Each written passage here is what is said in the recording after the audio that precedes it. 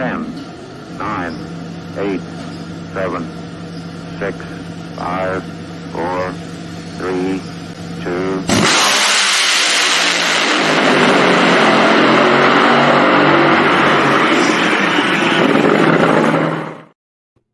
Drag racing fan, it is the Competition Plus Power Hour.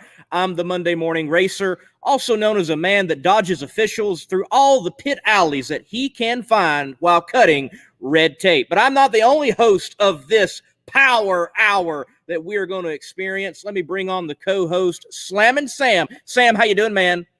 I'm doing good. I'm Slammin' Sam. I'm the man. I am the one. To beat the man, you still got to be the man. So I'm just trying hard, living another week here, COVID-free, and loving, smashing that loud pedal. Well, man, look, we've got a lot to talk about. There are interesting and fascinating things going on in the world of drag racing. But, folks, we've got great guests lined up. Sam, clue folks in. Who we're going to have tonight? Well, we've got our man Clay Millican will be our first guest. And then we do have Stevie Fast Jackson, Mr. Fast himself. We do have a substitute. Scott Cannon is not, unfortunately, going to be with us here tonight. But we have a great substitution that we'll leave as a secret surprise. And then, of course, we have got our pit insider, Mr. Jeff. Yeah, looking forward to having Jeff Arend come on with the inside information again. Folks, yes, as Sam mentioned, Scotty Cannon was not able to come on tonight. Late-minute deal. We'll have a surprise guest, though, to fill in. I mean, we've got Clay Millican and Stevie Fast, though. It's fine, folks. It's fine. It's fine. Look, out there in the world of drag racing, a lot's going on. Something that has been a buzz recently, Sam, has been this shift for John Collins, the entire what was Make-A-Wish cancer treatment team over at DSR to Cruise Petragon Racing. And, man, a lot of people have been talking like, oh, we'll see how long he's there, and Cruise burned through him. And there's other people in the Nitro ranks looking for jobs. Where do you think people are going to land, man? It's up in the air. I think there's going to be a lot of movement with what happened this year with a lot of teams. You saw people, like you said, with John Force, and you saw people with DSR moving around, and we have this huge news there where the whole team is up and uprooting. So I think it's cool to see them stay together as a team instead of separating. But I think there may be some kind of loaner programs like we saw in the 2020 race season where you have one or two guys go to a crew as kind of a loaner or a temporary situation. But hopefully some of those teams may come back this year and we will see kind of what happens. Right on, man. I'll make a few comments just in a moment. We want to say, Samuel, look, thanks for being first. Thanks for commenting. We got Sam in, Destroyer 1320. Colton I hope Jordan. I hope that high Samuel wasn't to me because I don't like that name. Well, you're slamming or Sam or Sammy. We got Colton Jordan, the voice of the ADRL in. John, he's saying hello, and also Terrell saying what up. Guys, look, thank y'all for watching. Hit the like button. We're going to talk some drag racing. Join in on the conversation with us. So, hey, that's one thing that's really cool about this, to see all these people out there that are already commenting, and the people this week that have sent us emails. So we have Jeff Arend. When he comes on, he can answer those questions for you guys. So if you guys ever have any questions during the week that you think of, please email us at powerhourcp@gmail.com. Definitely, guys, do that. Yes, Sam actually checks the emails. Amazing that a show does that.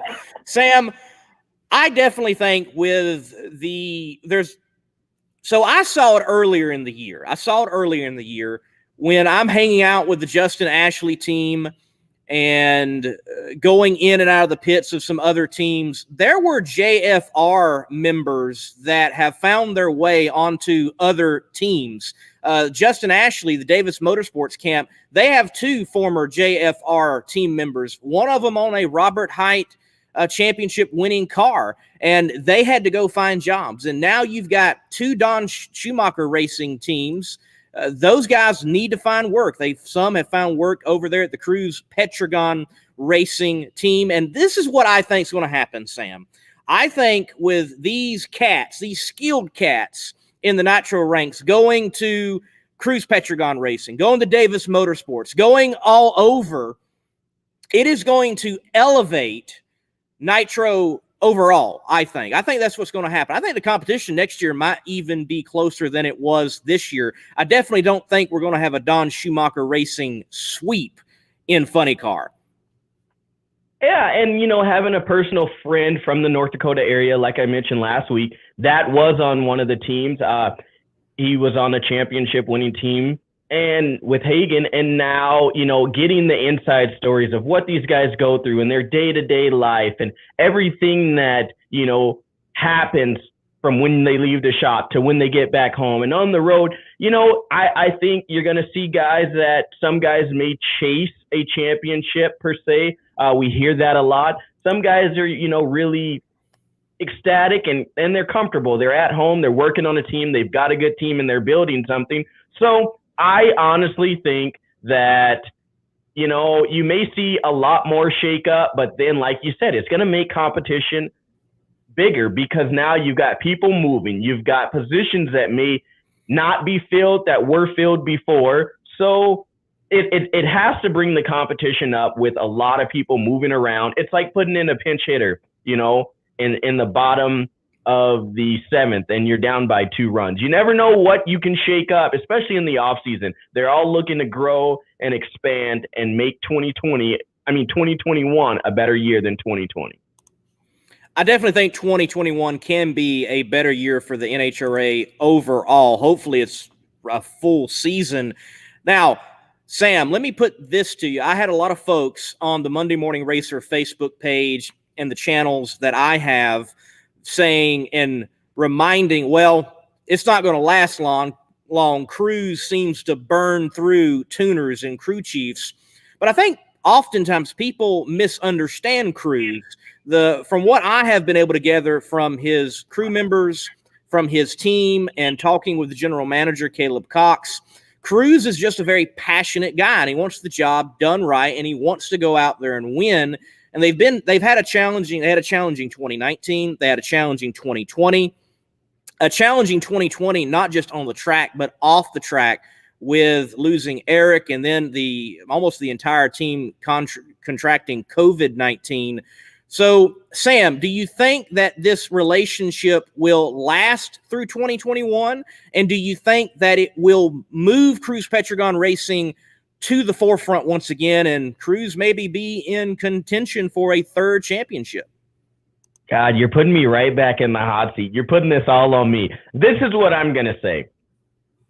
I think this was a move that was planned. I don't think this was a over the night, kind of speculations, maybe this will work. I think this has been years of looking at different things and seeing how it's been working and how that machine is oiled and how it's going to run and the numbers. And I think this will be a team that we'll see longer than 2021. I think this may be, a 3-4 year team that we see. No one quote me on that. That is not hard facts or anything, but I honestly think this is something that we'll see. I'm writing it down. I'm writing it down, Sam. 4 to 5 years. I'm writing it down. I hope you're writing that with a washable marker or erasable marker, so when I see you, I can write a line through it. But, it's in stone, man. Maybe 6 years later on Competition Plus Power Hour on Fox Network, and I'll be like, "Hey, Sam, you remember that team just lasted 1 year? He's trying to throw me to the. He's trying to throw me to the wolves already. So don't listen to what he has to say. I am. Look, I think it will last longer than a year. I think Cruz wants to get back, and he wants to get back in a winning way. And I really think if 2020 went differently, they might have found that. After their test at Tulsa, it seemed like they had picked up some performance, and then just everything outside of drag racing hit them hard. And they went through what they did toward the end of 2020. I mean, basically toward the end, they lost Eric in that tragic accident. They have the team contract COVID-19, and they also had their pool vehicle totaled in Las Vegas. That's a bad way to end 2020 for sure. So I hope they get it turned around. I think with every low point in this year that we've had, with every downside, all of the heartache that I think drag racing has experienced in a whole this year, be it from COVID to losing loved ones and, people being in the hospital and everything else that has happened over the year, I legitimately think that we've had another high moment. And I think with the last few that have happened at the end of the year, with the loss and with the Lagana situation, like I said, I honestly think 2021 is going to be that shining light, the light at the end of the tunnel we've got through this year. And I think we're going to see the bigger and the better parts of it all shine in 2021. We have to. I mean, in every roller coaster, you go up and you come down, but you got to go back up. So that's how I'm calling this one. Definitely. Well, folks, in the studio, I do want you to know we got Clay. Clay's ready to go, and we'll be bringing him on in a few moments. And we do have our pit insider, Jeff. We'll be bringing him on in a few moments to update us. Right now, he's in the dark, but we're going to bring him in a few moments whenever we can. I think even Destroyer just says it right there. He says full shakeup. Changes are going to happen. They're going to be big. You have to. I mean, you have to have that. If we kept on this is how I'm going to say it right here, Lee. If we kept on the road that we were going with 2020, I think we would hit a point where we would really have to just stop and say, okay, what are we doing with our sport? What's going on? How do we change this? And I think the shakeup that happened, the crew chiefs, the team owners that said what they said and were very outspoken towards the end of the year, and everything that kind of happened with, political statements and this and that. I'm not going to get into all that, but I think that was the shakeup that started the shakeup. And a lot of people said, okay, how do we make this better? How do we promote NHRA better? And I think now that ball is finally rolling, and I think NHRA is at the point now where they're going to say, hey, here's what we're trying to do differently, and let's see if this can work. And one thing that we're doing differently is sitting here on Competition Plus talking drag racing, even when the season's over.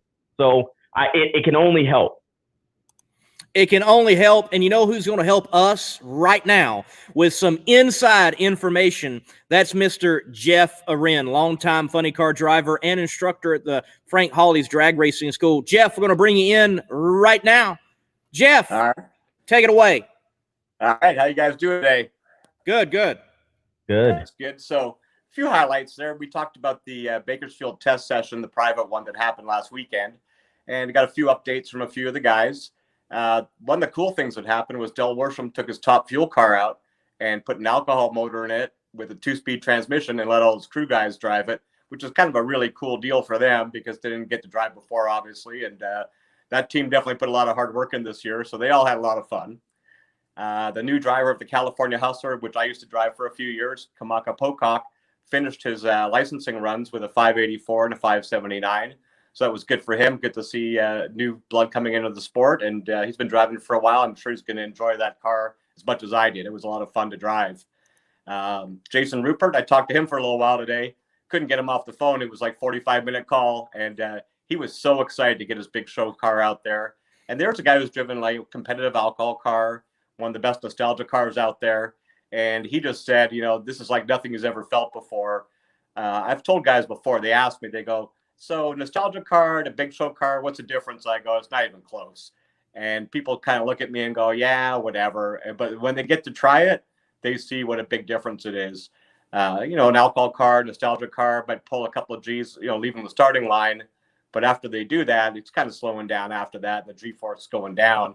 The big show cars, they leave with 3.5 or 4 G's and can get up as high as 6 towards the middle of the track. So it's a real eye opener for sure when you get to drive one of them. And Jason agreed with that. He thought it was just unbelievable. So really cool to see that happening. I think he ran like a 918 60 foot and a 238 to the 330. So if it keeps going like that, it'll run probably 418 somewhere around there. And definitely a big difference from a nostalgia or an alcohol car. Going into a few other things. So Cotton Perry, I don't know if you remember him or not, but back in the 70s, he made it really cool to race like a 6-cylinder Chevy 2 and modified. And he's up there in age right now, but I've heard he's bought another Chevy too. He's going to come back and race it in competition eliminator. So that's going to be really neat to see next year. We had a few emails come in, which is kind of neat. So Sam wanted to know about Todd King Totaro and why he didn't race all the Pro Mod races this year. I made a couple of phone calls and basically got the no comment, which means there's probably a lot of comment there, but nobody's talking about it. So I'll keep up on that for you, Sam, and see what else I can find out for you. Robert gave me an email. He wanted to know about Frank Hawley's drag racing school. So luckily for me, I've worked for Frank on and off for a long, long time. He wanted to know about some pricing and how things go there. So kind of long story short, if you want to get into drag racing, I don't think there's a better school to go to than Frank Hawley's. He's really, really accredited. A lot of people that come through the class love it. It's kind of a cool place to work because 90% of the people or 100% of the people go, this was the most fun I've ever had before. So when you work for somebody and you get feedback like that, it makes you feel pretty good. So if you want to start off, we can do either Super Comp, which is a dragster, or Super Gas, which is a Firebird, like a door car. And either one of them, it's a 2-day class. It's anywhere between $14.95 and $19.95 to take that class. And if you do well in it, you'll have a license to either drive a dragster or a door car down to a 750 ET in the quarter mile. Now, Robert wanted to know a little bit about our alcohol classes. So we have a top dragster and a nostalgia funny car class as well. They're obviously a little more money. It's a private 1-day session, just you, Frank, and the guys. And those cars will run low to mid sixes at about 220 miles an hour. So definitely an eye opener. Fun cars to drive, very safe. And that class is $59.95 for the 1-day class. You get 5 runs out of that. And if you're going to drive 200 miles an hour, that's the class to go to for sure. Last but not least, Ken wanted to know what I was up to for next year. So I'm not driving the California Hustler anymore. So Kamaka's taken over that. So maybe looking for another nostalgia ride. I kind of really enjoy driving the nostalgia cars. A little more laid back than the big show stuff. Everybody gets together and has a couple of drinks, as you know, later on. And definitely a little more friendly and fan friendly. But I'd still like to drive the big show cars eventually. It wouldn't have to be a full year, but who knows what's going to happen for next year. I always tell everybody, I'll know what I'm driving when I'm sitting in it and they start it up and I'm sitting in it. Then you know you're good for that race anyway. Jeff, look, would they even let someone like me try to get my license at Frank Hawley's school? Yeah, definitely not a problem. We've had people as young as 16 years old. Kind of funny story. Jonna Dunn, which is Big Jim's granddaughter, had just got her license, like her normal driver's license. 16 years old, 3 months had her driver's license. The second day she went 820 to 160 miles an hour. So we've had people from 16 to like 75 years old take the class. Definitely an eye-opener, lots of fun. And you get licensed even if you're not going to go anywhere else with it. At least you get the excitement of driving one in a safer environment, and you learn a lot. Frank's got a couple of lectures he does for an hour and a half that have some stuff to do with drag racing, but just make you a better person and understand yourself a little bit better. Man, thank you, Jeff. Look, thank you for your inside information. Sam, look, plug that email for us before we take a break. Guys and girls out there, again, if you have any questions for our insider, Jeff Arin, you can, or for Lee or myself, you can always email us at powerhourcp@gmail.com. We check those daily. So if you guys ever have any questions for any of us here that are on the Power Hour, please email us at powerhourcp@gmail.com. Get your CompetitionPlus.com apparel today. Whether it's our nitro-burning funny car design or the vibrant door slammer design, we have the swag to show you are always in the know. Get yourself a hat too. And we know not everyone enjoys wearing a mask, but if you must wear one, at least wear a good-looking one. Check out the new CompetitionPlusApparel.com for the latest from the place where you have trusted for your news on the internet for over 2 decades. You can get your mask just like Sam and rep CompetitionPlus.com. I actually like it. I'm kind of stylish in there. Maybe I might wear that. It hides my facial features a little bit, but it's better than your 80s stash at the moment for sure, man. Hey, we've got a comment. We've got a comment from Way Cool Funny. He says, "Hello, Jeff." Talking about Jeff Arin. What's this show all about? So yeah, let me give a few moments to everybody watching. This show, You've got me, Monday Morning Racer, along with co-host Slam and Sam. We're going to be talking about drag racing, kind of editorial, opinionated style, up on the front half. And then we'll also have guests from the world of drag racing. Like we've had Gary Selzy in the past, Ron Capps, Melanie Salemi. And tonight we've got Clay Millican. He's ready to go. We'll be bringing him on soon, along with Stevie Fast Jackson. We were going to have Scotty Cannon, but he wasn't able to make it. So we'll have a surprise guest. Sam, talking about Pro Mod, that King Tut mentioning about no comment. What do you say on that, man? No comment. I plead the fifth, right? I don't know. I mean, whoever knows what's going on inside of these, inside of these camps, inside of these pits, would we all like to see him to answer Sam's question? And no, that was not sent from this Sam. I would love to see them back out there. It's just one of those things that you kind of have to have. You don't have to have it, but for me personally, I do. So I would like to see him out there in 2021. I think with my speculation with that, no comment means that you may see him next year. May very well see him next year, but man, look, I think he's doing great elsewhere beyond NHRA. And when you think of door cars, honestly, the NHRA, other than the 500 cubic inch pro stock guys, it may not be the top level place for door cars. Like, for example, Todd Totoro and Kurt Stedding teamed up, brought out a brand new pro mod in the PDRA, also in the Northeast Outlaw Pro Mod Association, and they waxed people. Like, if they had that car and that formula earlier in the year, we might not be talking about John Strickland as the Pro Boost PDRA champion. We might have been talking about Kurt Stedding in that P2 contracting car, along with Todd and Ty Totoro doing the tuning on it. You also got a successful business there. I think Todd's accomplished a lot, and there's a lot more left for him, even if it's not behind the wheel. No, and like you said, in PDRA, granted, hands down, what happened there. Earlier in the season, and if we had our full season, where everyone can stretch their legs, go out to different events, try different things, I think we would have saw a lot better results in that situation. Who's to know? Like I said, I'm going to keep hounding you on this one today.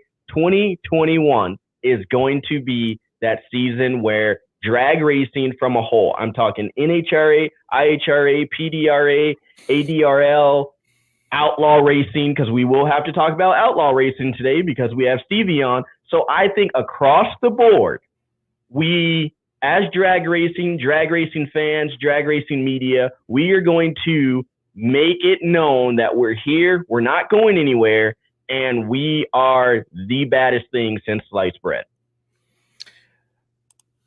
Well, it remains to be seen what Todd Totoro is going to be doing. Before we go to Clay in just a few moments, folks, and bring him on, and we're going to grill him with some fabulous questions. Can't wait to do that. Look, someone put in the comments, Donnie Scusa here said, I think we need to see a Tesla dragster. I think we need to see a Tesla dragster. Oh, no. I can already see your thoughts there. No. You're not on it. You're not on it. No, it's just like the Cobra Jet. I'm a Ford guy. I love everything about it. I understand we're trying to do different things. No, I'm not ready to see Tesla. I'm just not ready. So I'm going to have to defer on that one. I'm going to stick to my guns, and it's just like you and your cereal. No, not happening. I say yes, but gradually. Yes, but gradually. So do we give them their own? So if we do that, do we give them their own parking spot so they can have a charging station right there? We build a charging station, one at each track for the Tesla. Is that what you're saying? No, it's called a generator on the truck. Nope. You got to build them a charging station. Yeah. No. Oh, come on, Sam. Come on. If you use a generator, what are you using? Fuel. Use the fuel, put it in the car. That's right. No. Look, I definitely think we've got to be looking at hybrid technology. And the main reason I think we got to be looking these ways, and I really feel like that's going to be the way to get manufacturers back heavily involved. That's why. I agree. Okay, in that point, but then we're going to be putting windmills at the end of the track. Well, that might work in Ohio at Norwalk. I'm just saying, if we start going down that road, we're going to keep going. See, no golf carts yet. See, I agree. Nope. Keep the fuel in the fuel. Well, look, All I got to say is Tony's got to step up his game and stop beating Bob in that electric car then. So you know what? This is perfect. Bring Clay on. I want to ask Clay. Okay. I want to know what. Let's I ask want to know him. what Clay We'll thinks. ask Clay. We'll ask Clay. I mean, he's a nitro guy. I get it, but he does have a background as a forklift driver. It's going to be interesting whether that was electric or propane. So, folks, after the break, we'll have Mr. Clay Millican on himself.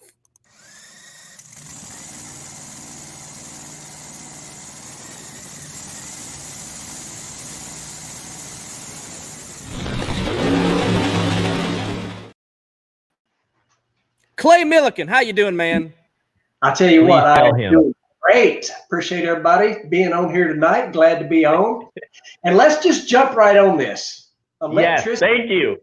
Electricity is to power your laptop, your lights, your air condition. Keep your electric cars. Don't want nothing to do with them. They don't, no, I'm with you. No. 2-1. We win. I don't care if Tony didn't win a race against Tasca in that electric car. Who cares? Who cares? The only thing I even cared about at all in the electric dragster world was when Big Daddy was trying to go 200 and somebody else has already done that. So now I really don't care. And the only reason I cared then was because it was Big Daddy. But no, electric cars, I'm out. I'm out. I'm out. Now I will say I think with the electric and the move towards electric, there would possibly, I would definitely say there'd be a connection with the program about your data that you have on your car. Would that be correct? That, proprietary software and technology, even with the electric, that being an issue? Oh, well, that's all one and the same. That's the big car manufacturers trying to get more money out of us by not allowing us to have the data that our car is producing in the car that we purchased ourselves and the car that we're making payments with our own money. And kind of what's happening there is the manufacturers are keeping that information. And then you got local shops, the guys that you probably have been to your entire life, that now suddenly you got a check engine light come on. They can't go and get that information out of the car to tell you what's wrong with it. And you got to take it back to the dealer and pay way more money than you should. And to me, that's just not right. I mean, and that's kind of what's happening now. And a lot of the worst part of that, and of course, what we're talking about here is your car, your data, your choice. And it's a movement. I've been to Washington a few times talking to congressmen about it. It is just not correct. When you buy something, the information that it's producing belongs to you because it's your car. But one of the things that drives me crazy about that whole thing is they're taking that information and selling it to third parties without your knowledge. So, I mean, you think about it, every time that you drive your car, and if you're using navigation, they know where you're going. So that means they know where you're stopping, they know where you're shopping, they know how fast you're driving, they know all these things. When you hook your phone up, now they got all your contacts. And it's just amazing. Now, I love the technology. They make the cars better, they drive better, they get better mileage, all those sort of things. But to me, if you're producing that information, you're producing that data, it belongs to you. And when you bought that car, you bought everything about it. And the worst part of it is the smaller shops, the people that employ, people you probably have known your whole life, or even if you haven't, you want to run to the local shop, the cars are getting to the point that they can't get the information out of it, although it's there. So there you have it. I can go on and on about that. I get wound up about your car, your data. I promise you that. Of course. So, hey, Clay, last time we spoke, we were both down in Orlando, and we did a whole YouTube video on that 6-cylinder car. I know you're a racing fan of all types of cars. Kind of explain, what that was like for you to kind of get a little giddy over a 6-cylinder turbo car that would pretty much shook the world down there in Orlando. It really did. And I am absolutely drawing a blank of the guy's name, and I know his name. His name was Ronaldo and he's from Puerto Rico. He's a pediatric surgeon from Puerto Rico. Pediatric surgeon from Puerto Rico. And I had saw that car when we were at Budds Creek the previous year. We had went to Budds Creek to do a match race there. And I was sitting in the grandstands, and this car, I didn't even think anything about it. They've always, they have the huge imports at Budds Creek. They have World Cup and all that, those sort of events there. So this car was there for the match race night, and I'm watching it, and it can hardly do a burnout. I thought, whatever, and so me and Mike Klober and Justin Hofelt, our short block builder, we were just chit-chatting.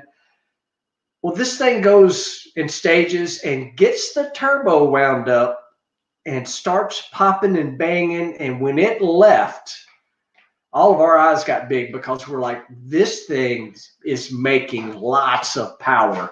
Now, it didn't make a full run, got a little out of control, a little crazy. So fast forward, it went really quick that weekend, by the way. I can't remember the numbers, but it went really fast. We were actually working on the dragster because, again, we were there making runs with the Parts Plus car, but it put up a huge number on the board. So fast forward to what you're talking about, the Door Slammer Nationals that we went to pre-COVID, the weekend before, actually. And we got to talk to him about that car, and he went really fast. I mean, it was unbelievable. That thing is an awesome, awesome car. Totally blew me away. I enjoyed talking to him. I enjoyed looking at the car, and it's pretty cool. I mean, here's a pediatric doctor that spends his time, helping kids and comes over when he can and, leaves the car here in the States and shows up at these events and shows out. Yeah, exactly. It kind of just talks about how you love racing across the board, not just, NHRA racing. You're there to watch, the Pro Stack guys and support them. And just go on and on about all the racing you do. I see a question from the Competition Plus page. It says, Clay, did you ever think, or I don't know, can you see it? No, I don't actually on my end. Oh, wait, there it is. Maybe the advancement of auto technology is a means of helping with Big Brother. Absolutely is helping with Big Brother. I mean, no doubt about it. That's why I have went to Washington a couple times with the people from Your Car, Your Data, to let them know that the car manufacturers are doing that. Now, is the government getting that information? I don't really know that. I don't think so. But what I do think is that, it goes to these things right here. It's no different. Every one of us talk about it all the time that, perfect example. So we do the DNC show. We just finished it up. We do it on Tuesday night. And Donna was looking for a phone holder. And we were talking about a phone holder to simply hold your phone. Mine's broke, by the way, on the back. And what shows up on my Facebook? An ad for a phone holder. Well, the same thing's happening basically with your car, whether you realize it or not. And that's the thing. The reason we've had Your Car, Your Data, Your Choice on the side of the Parts Plus car is because we're just trying to raise awareness of what's going on with new cars. I mean, it's just taking wherever you drive, what you do, and giving that information to the manufacturers. They're selling it to other parties. And, to me, it's wrong. Call it Big Brother, call it whatever. That don't necessarily mean the government, but your phone has kind of become Big Brother, and I don't know where all that information goes. And I don't know how when you're talking about a phone holder, it shows up in the ads on your Facebook. And I did not type it in my phone. It was simply Donna talking about it. But that's a long way from drag racing. We could certainly get on a rant about that. They're always listening. Hey, but talking about listening, you started your DNC show. You've got the YouTube channel, and it started off slow, but the ball's been rolling. How has the show been going? What's your thoughts about doing something live? And man, here recently you've had a Hall of Famer on. Clue us in some things about your own show. Well, I tell you what, that started out several years ago, and it was just simply, I got an old toter home, and me and Donna and the dogs, we drive to about half the races.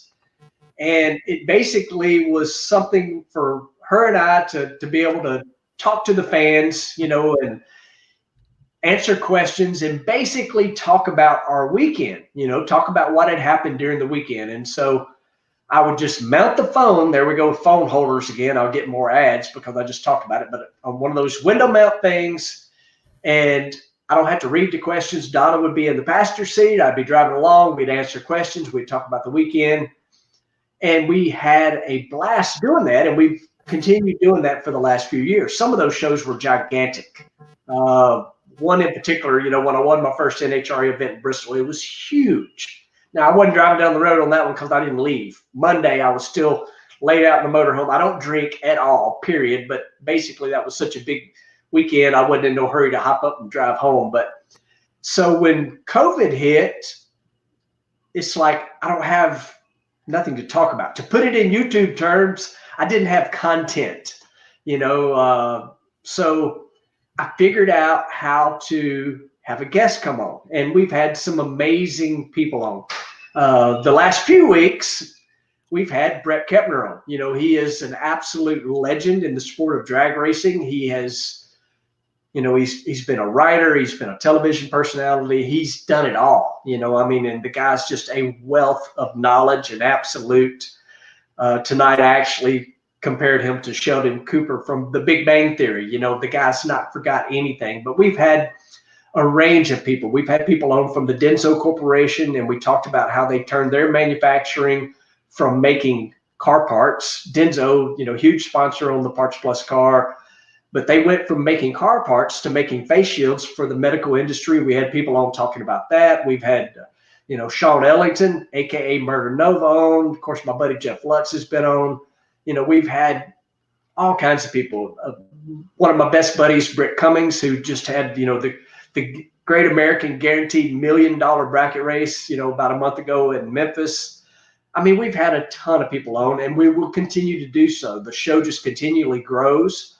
We've got great audiences, and it's just fun. Man, I can't tell you how much fun it's been for me.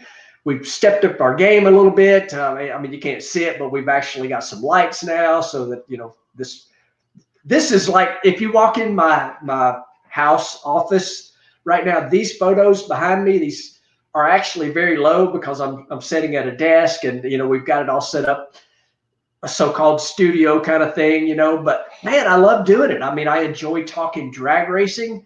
I'm not any good at all if you ask me about anything going on that you saw on the news or anything like that. If it doesn't pertain to a race car, a car, I don't know what's happening. I live in my own world, and it's cars. It's race cars, and I love racing fans. I love racing people. I love racing cars. I love motorsports. And so I have fun with it. The DNC show, which stands for Donna and Clay. I can't never get Donna in front of the camera, but, it's really grown and got really good. And she sits right across from me, and every person that logs in to watch, she puts their name in a random name generator, and we give away something cool every week. Like the last couple of weeks, it's been one of these, which are, to me, it's not it didn't look like me very much. I think it looks like Kyle Busch with a Parts Plus Denso fire suit on. It looks like my fire suit.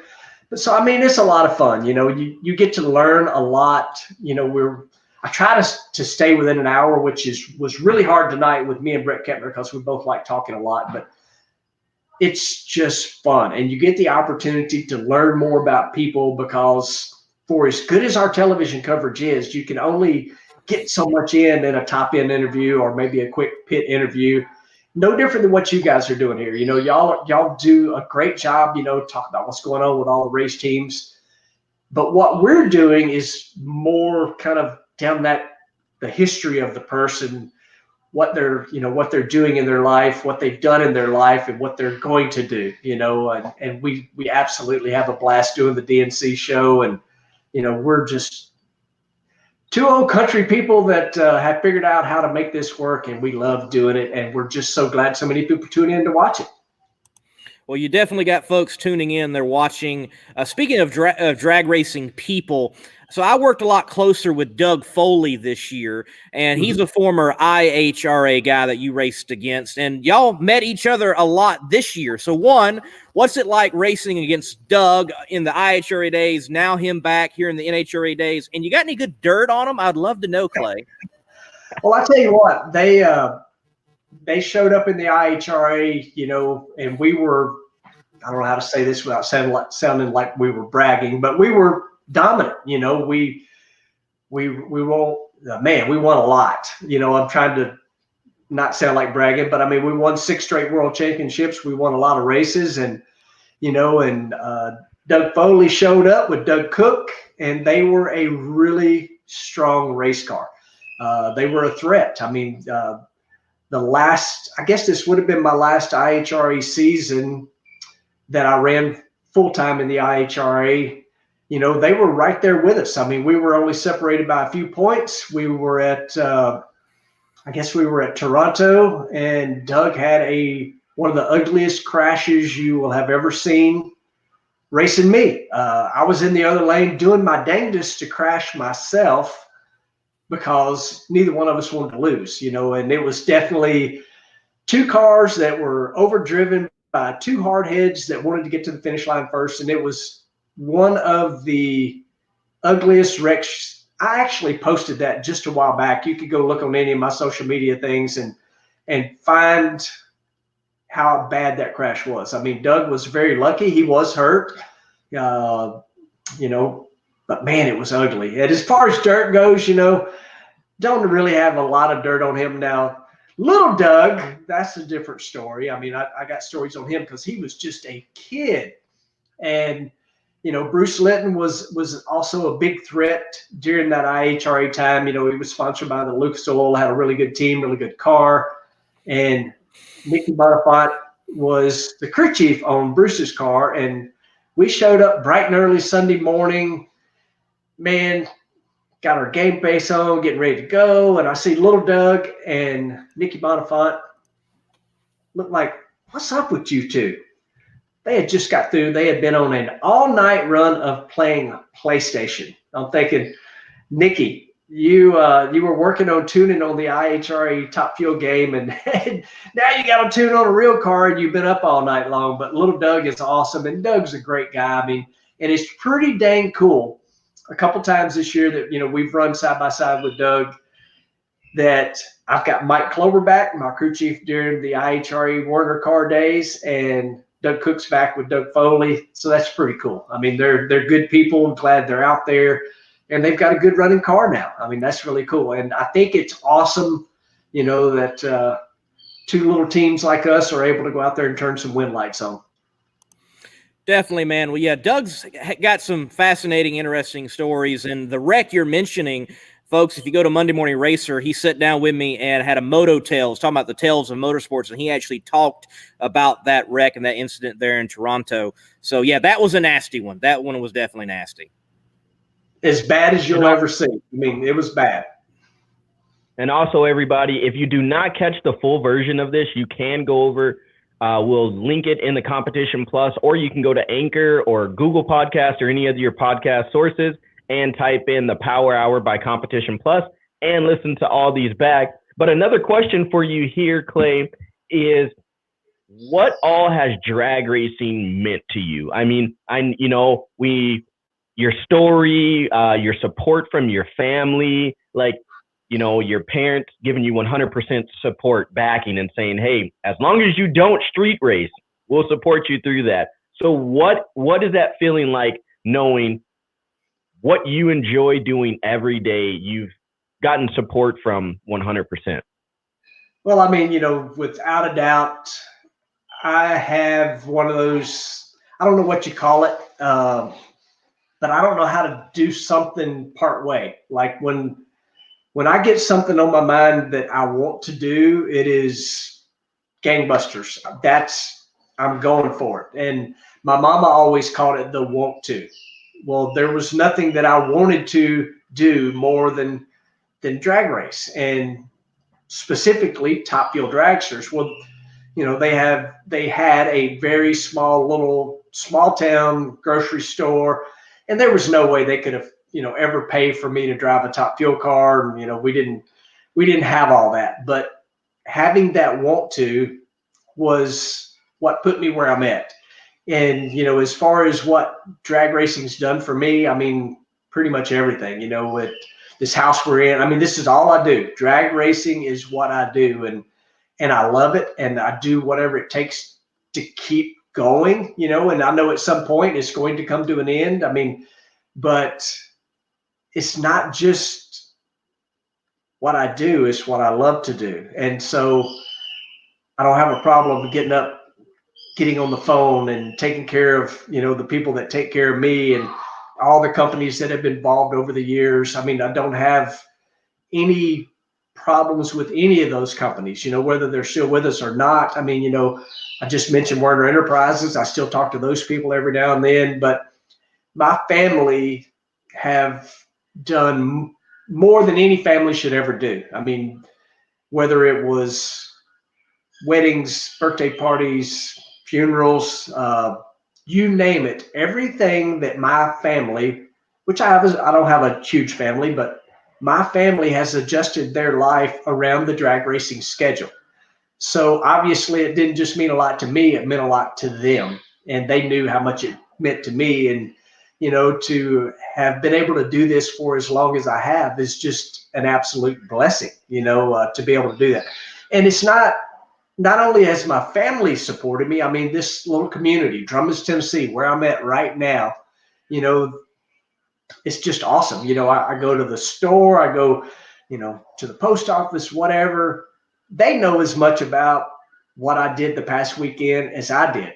And that's not always fun. It's like, what happened? How come you DNQ'd, or whatever the case may be, or if we run good and, like this year, we had a lot of number one qualifiers, but we didn't race good, so you get that too. But what that tells you is they support what I've done for 20 something years now. I mean, I worked at a Kroger food warehouse for 11 years, had a great job. I was married, got kids, all those things.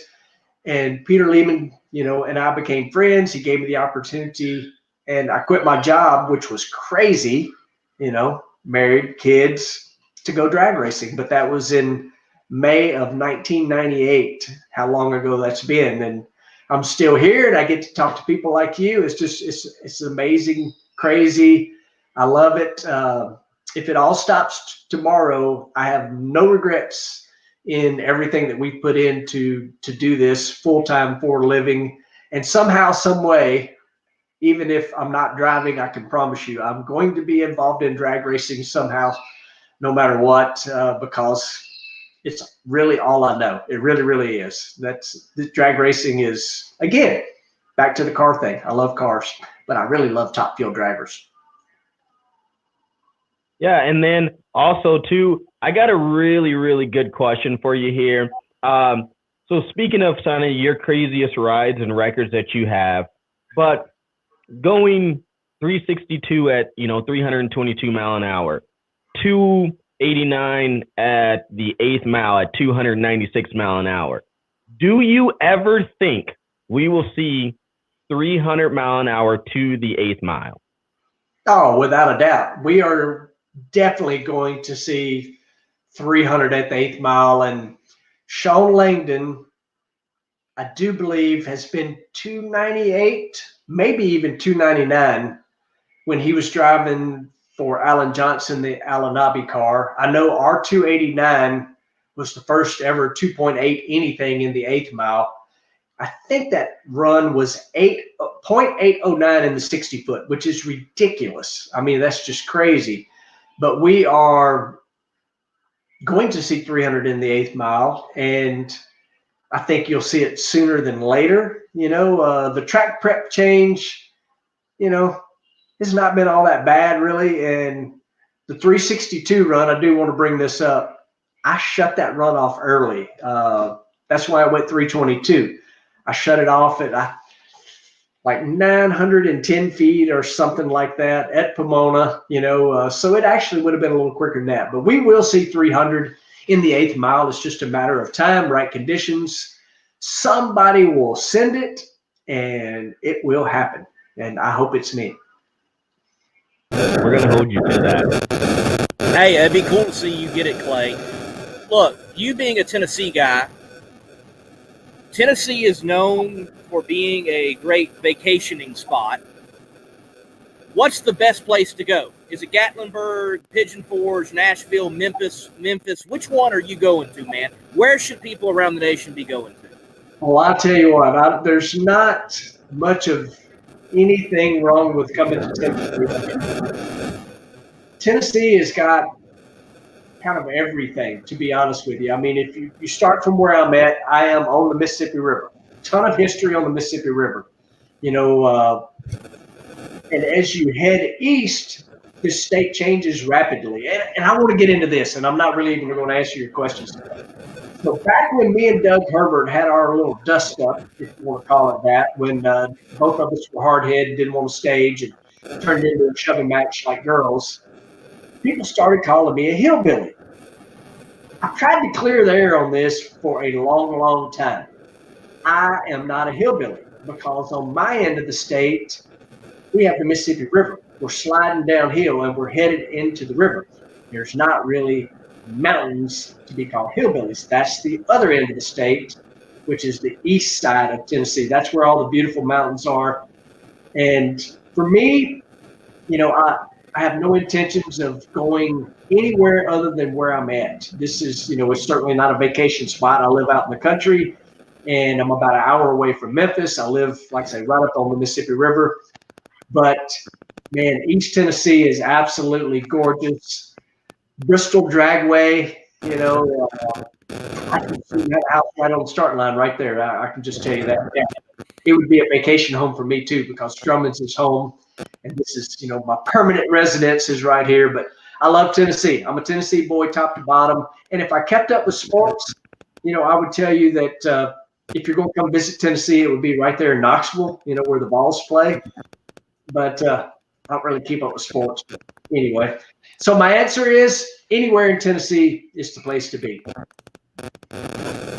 That's a good answer. Keep everybody in Tennessee happy. I like that, Clay. I like that. No, Tennessee definitely does have some great spots all across from Bill Street all the way to over where the hillbillies are. The poor people up there on Rocky Top, God bless their hearts. They're struggling here lately.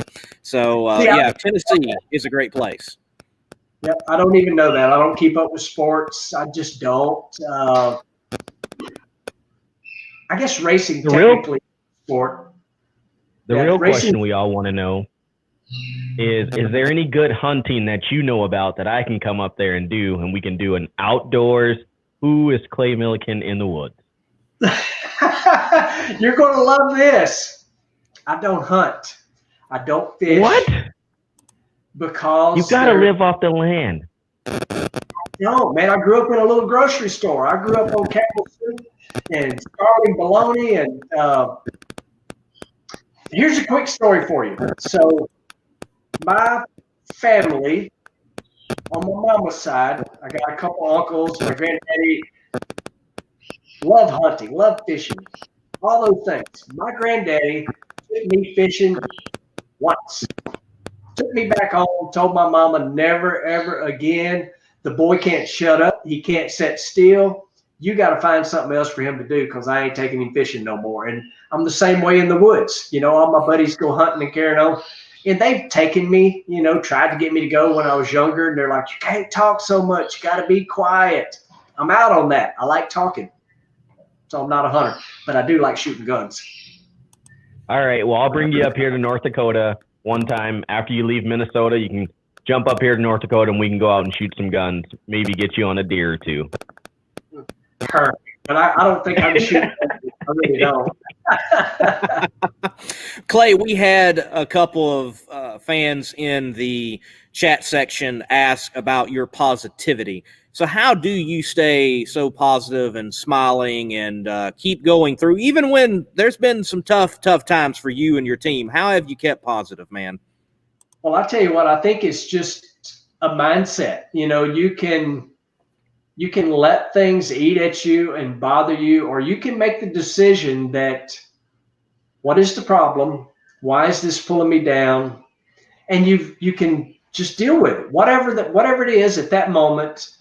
You cannot let it ruin your day, your present moment. And that's the way you got to look at things. The only thing you can take care of is what you're doing right now. For me, what I've got to take care of right now is just talking to you guys. And I'm happy about getting the opportunity to do that. You know, you can't ignore problems. So the best thing to do is to deal with them and get it to where it's not bothering you. You know, everybody would just be a little more positive, the world would be a much better place. And to me, it's just a mindset. I mean, when I wake up every day, I want to have a good day. I don't plan on having a bad day. And if something starts turning it towards a bad day, I'm going to address whatever that problem is. And if I can't fix it, I'm going to try to make it better. And if I can't make it better, we're going to readdress the problem and try to fix it and try to make it better until we have a good day. You know, that's it's kind of my way of doing it, you know. And do I get upset? Absolutely. If my wife heard this, you know, she would tell you that I'm not always smiling. And the truth is, I don't always smile. And that's when you have a problem and you're addressing it, you're trying to fix it so that you can smile because you got it done. I see old Roger Richards, Double R, tuning in there. And he says, I've known Clay for 2 decades and I've tested positive for being positive. I guess that's true. But that's the way I look at it. You know, y'all just deal with whatever's bothering you so that you don't have a bad day, you know, and whether it's a lost first round or a DNQ or some problem you're dealing with at home. All you can do is take care of that right now, fix it so you don't have a bad day, and it'll make you smile a little more.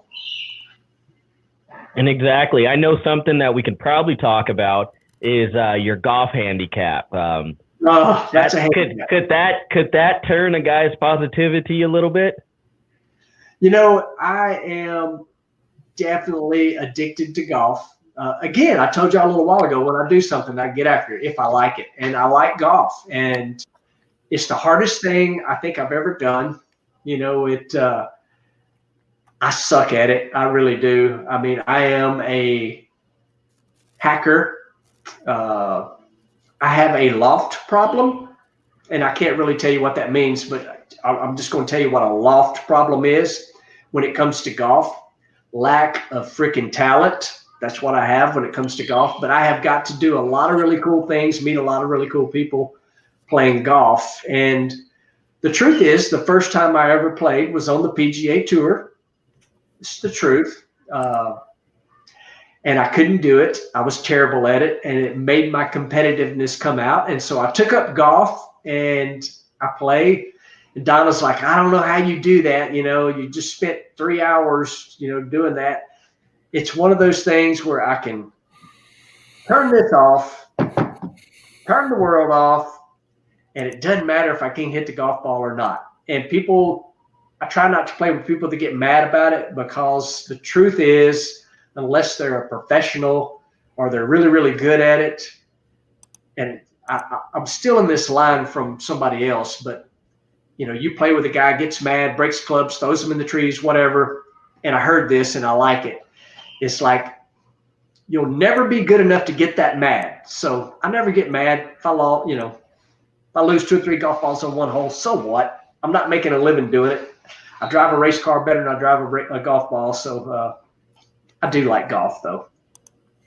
I like it myself, Clay, but I have, as you, kind of reserved to the fact that I'm just going to go out and enjoy a nice day, not knowing what the heck I'm doing, and just don't go out there and do it. So yes, I feel you, brother. I feel you. Well, look, have a problem too? I have a slice, loft. I mean, I have everything problem. I do. The loft problem covers it all. Like I say, lack of freaking talent when it comes to golf. That's me. It's but everything. See, I think the person that we're bringing on, and Clay, you got to stay in because we have a question for both of you guys when we start. But I think that person that we're bringing on right now, Mr. Stevie Fast Jackson, could probably help us all with a little bit of that lacking of talent. What do you think there, Lee? Well, let me just go on and put him on. But I'm just going to all right. We have a question for you too. Okay. All right. Let me take this quick break because we got to thank some sponsors, and he's with us right after that.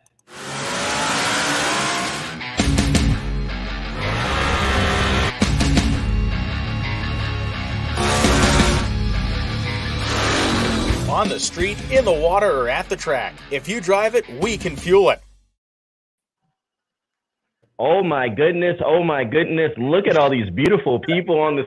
I think he's been in the office practicing that golf swing. What do you think, Steve? I'm going to get my putter out.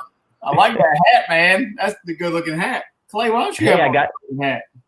Well, I'm gonna send you. who had the strongest hat game you've ever seen?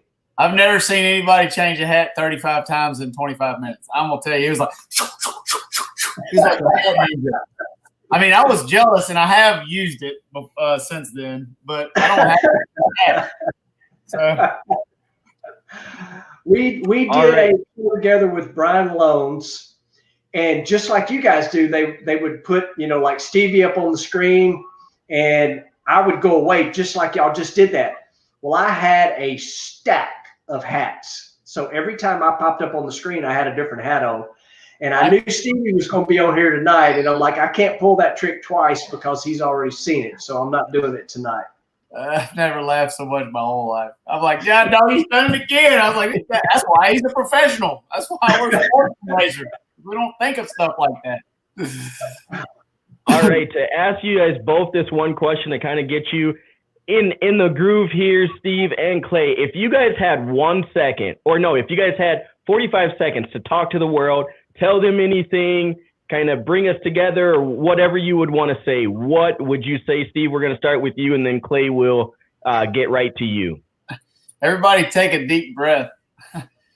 Quit yelling at each other, quit throwing rocks and stones at each other, and realize that we're pretty much all in the same boat. I have been very fortunate and blessed enough to travel the globe, many different countries, cultures, religions, backgrounds, races, and creeds, and I can tell you that most everybody is good, and most everybody wants the same thing. So I think right now with what we got going on, everybody needs to take a deep breath and realize that we're all better if we love each other and try to help each other rather than try to shoot each other in the head with a bow and arrow.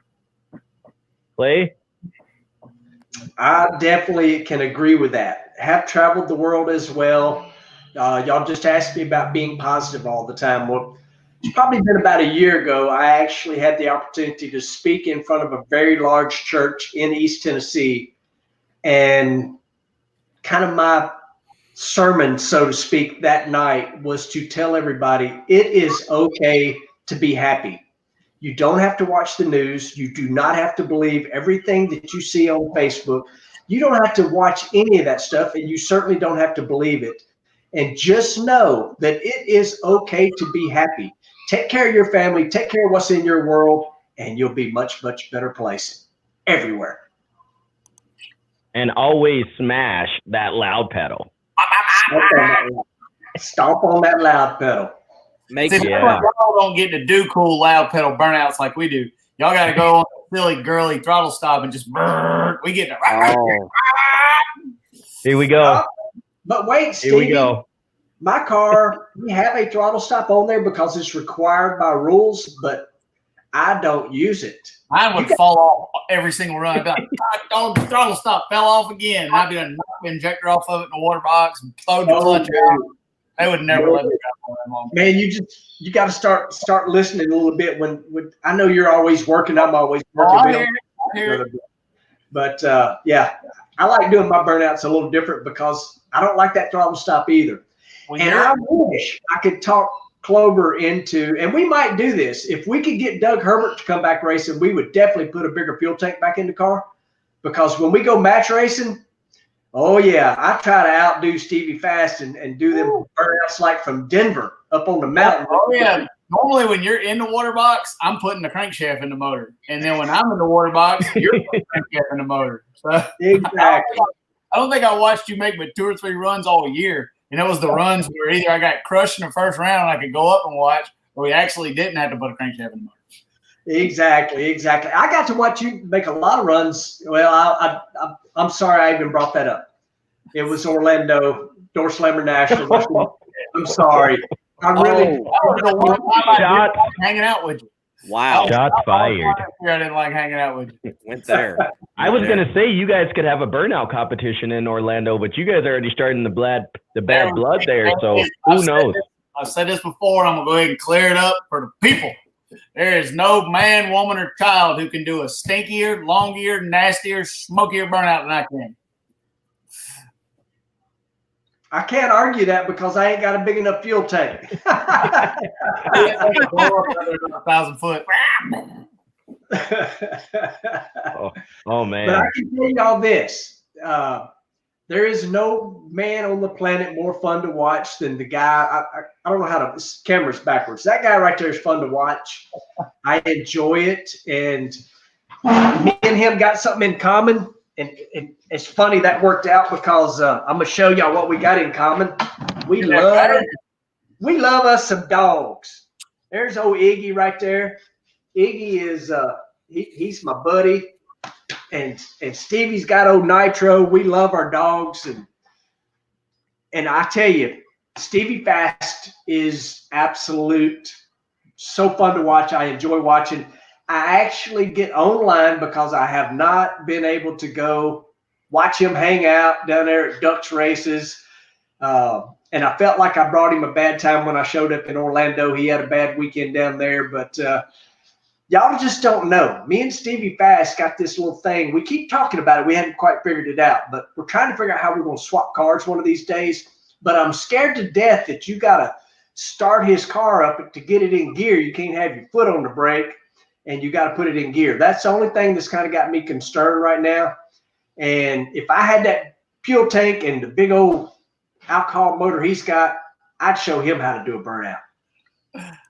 If you want to swap cars, you can just crank mine up in gear and just take off wherever you want to go. Just put it in there and don't worry about the brake pedal or nothing. Just take it off. Just get a little throttle up and it'll take off. I have watched that video several times about you explaining how that works, and I'm like, woo, man. It's way simpler than what it sounds. Y'all's is more of a pain to get into gear than ours. Oh, man, ours is easy. It's just like driving a tractor truck. That's hard. It's just a slower tractor. So Stevie Fast has been on the DNC show before. We've knocked it out of the park. We had a big old time. And the thing we have not figured out how we're going to do this is sneaking on and playing golf at Augusta right down there at his house. We're going to figure that out one of these days. I'm working on it. The problem is I'm such a bad golfer that I don't know if they'll ever let me come back to the course. It's bad. Like you talk about you being a bad golfer. I actually played yesterday. What's today? No, I played Sunday. Me and my buddy Joe went to Bartram Trail right around the corner from the shop. And about the 8th hole, I looked over at Joe and I said, I'm just not ever going to be good at this. And then I crushed him. Par 2 holes in a row, hit a 300-yard drive, putted one in from 50, and I'm like, I'm going on tour, baby. So that's the thing about golf. What I always tell everybody about golf, I would be better off walk in the clubhouse, hand you $40, let you punch me in the face, walk out, save us both 4 hours. But you get those 2 good shots around and you want to go play again. So I'll keep hacking. Let me try to get my under 100 game going, and I'll get us on the Augusta National. I have lived here long enough. Surely I have some dirt on somebody where I can bribe somebody to let us on the course. Hey, extortion is an acceptable means of getting to places you need to get to. Use it if you got to. Use it. All right. I think we could talk about this golf stuff and you two going back and forth. But Clay, it was definitely a pleasure having you on. We got some questions here for Mr. Fast himself. And yeah, we'll bring you, start right here with the first question. When you were in Qatar going 370s, how did you make all that work? I kind of heard that there's a good story behind that. Steve? It was mainly just luck. It was a little bit of it. Seriously, it was a little bit of experience with some nitro stuff, a wing, hope, and a prayer, and a lot of knowledge from Billy Stockland. Trying to put that package together. We took a car that was put out to pasture, old 3-legged horse, basically. And, I had the deal where if everything went 370s, I got a full-time gig for my first my first professional job. And when someone dangles that carrot in front of you and you are confident in your ability to either make it fast or make it burn, you'd be amazed at what you can do with in a short time. So we took that thing from being out to pasture to running a 379 in 2 weeks, 2 or 3 weeks. But a big credit to that's Billy Stockland. I looked at that thing and had no idea what it even was. I didn't even know what I had to ask him, like, what's this thing sticking up from, I guess, what's the transmission? and how do you put it in gear? I mean, it was literally, I was that naive about that stuff. But drag racing's a bunch of parts. You know, every time we get lost, and everybody gets lost in this sport. Clay gets lost, I get lost, every crew chief out there gets lost. You go down a rabbit hole and you get lost. And when you good crew chiefs, good drivers can realize about halfway down the path of destruction that you're lost and wandering around in circles in the darkness. And Phil Schuler always gives me the same exact speech. It's just a bunch of stupid parts. And if you can approach it like a bunch of stupid parts, it pretty much all works the same. Well, folks, look, we're going to bring in the next guest, the individual replacing Scotty Cannon. Sorry, Scotty's not able to be here. We were all looking forward to that. I know, Stevie. I know. I was going to grill Scotty on stuff, behind the scenes stuff. I'm going to get him. Yeah. I mean, there's a lot there. There's a lot there with Mr. Cannon. But we're going to bring on the next guest right after this break, and just enjoy the party right here on Power Hour. In the race for quality, there is no finish line. Jerry Bickle Race Cars is a one-stop chassis shop for drag racing performance parts and race components. For over 50 years, Jerry Bickle Race Cars has been an essential part of racers' plans for building world champion race cars. Our parts department is stocked with every part a racer might need. Log on to jerrybickle.com for more information. We build anything with doors. jerrybickle.com. Bobby Bennett, man. to Power Hour, man. Hey, Stevie Fast, you're a badass. I'll tell you that. I'll give you that. These guys are badass. Hey. Hopefully a redneck with mechanical skills. You got Clay. You're badass. I'll tell you. I'll give you that much. But you'll never be Clay Millican doing a reverse burnout in a top fuel car badass. I hope not. Oh, man. I hope not. But worse things have happened. So he did a reverse burnout that made your Vandermeer burnout look just like a bracket car. Until I get my sign in Augusta, Georgia, I can't dispute that fact. Every time I drive in on I-20, I'll be coming into the shop. It's the middle of the night, and I'm looking. I'm thinking that they put it up, but they still ain't put it up yet. But I'm still hunting. Commissioners out there in Augusta hear that. Work on my sign. I'm no Scotty Cannon, but I do know where all the bodies are buried because I was there to help bury them. I don't doubt that either. Back in the day, you know, from the times we went to Scotty Cannon's Christmas fight and a party broke out. You don't know how many stories I have bled out of Phil Schuler about things that Scotty Cannon has done in the last 30 years. He told me about used to everybody couldn't keep crankshafts together. You know, this is the birth of Pro Mod. So everybody just got stock motors and stuff, and they're putting this stuff together. And I've heard that every time I crack a crankshaft or something, I look at this $5,000 piece of billet junk that's got 40 runs on it. I'm mad and I'm stomping around about it because I hate buying crankshafts. And Phil tells a story about how everybody had all these billet crankshafts. Nobody can make them live. Scotty was buying some crankshafts from Summit or Jegs or somebody, some $200 crankshafts. He would go around there and MIG weld the entire journal up all the way around the mains and the rods, remachine the thing out, and he would get like 50, 60 runs out of that thing when everybody was getting 10. So I told him I'm fixing to start getting the MIG welder out and MIG welding my crankshaft. Well, that's, you know what the difference when you do that and nobody has done that before, that's called innovation. Well, the difference was is that Scotty never accepted a $50 bill for payment for a T-shirt. All these other guys took $50 bills, and that's what it was. They took $50 bills and broke their crankshafts. To this day, Phil Schuler will not, no matter how much I owe him, take a $50 bill, period. If I owe him $5,000 and all I got is $50, he'll just tell me, pay me when you got it. I don't want it. Will not take a $50 bill. So I know that's true for it. Oh, man. Well, Stevie, how does it feel to know that you are the 30th anniversary Pro Modified champion in drag racing? Man, it's pretty surreal. It almost seems like it's not even happened, like it's a dream. This whole season has been so out of sorts. The workload, no workload, full boogie for 16 weeks. It's hard to let it sink in. You know, everybody's like, what are you doing in the off season? Well, our off season hadn't started yet. We're still fixing all the junk I wasted in the last 5 weeks of the season. But it's surreal. It's an accomplishment for my guys, an accomplishment for our team owner, Sheik Abdullah, and our Bahrain One team. I'm just happy and honored to be able to race out here with these people. These are people that I look up to. These are my peers and my competitors, but these guys and girls are the best in the business. And just to be out here and be able to mix it up with them, it's a dream that I've had since I was a kid. The championship is awesome. At some point down the road, it'll be the competition that we actually win at this thing and tried to kill each other and was able to come out with it twice. It's a big deal for me. So, one other thing that Clay Millican accomplished outside of the reverse burnout that I don't think you could handle is he showed up at a race one time with no engine in his car, and I don't even think he knew where the engine was coming from, and won the national event that weekend. I got that covered.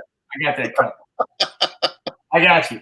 Not only have I done that, I showed up to an event in 2008 and qualified with a Pro Charger, left and drove 300 miles back to my shop, converted the car to nitrous in the middle of the night, went back and won the race. Now, it was not a national event because it was an Orska race. I don't think they call it national events, but pretty awesome. I don't know if I got you, but it was pretty close.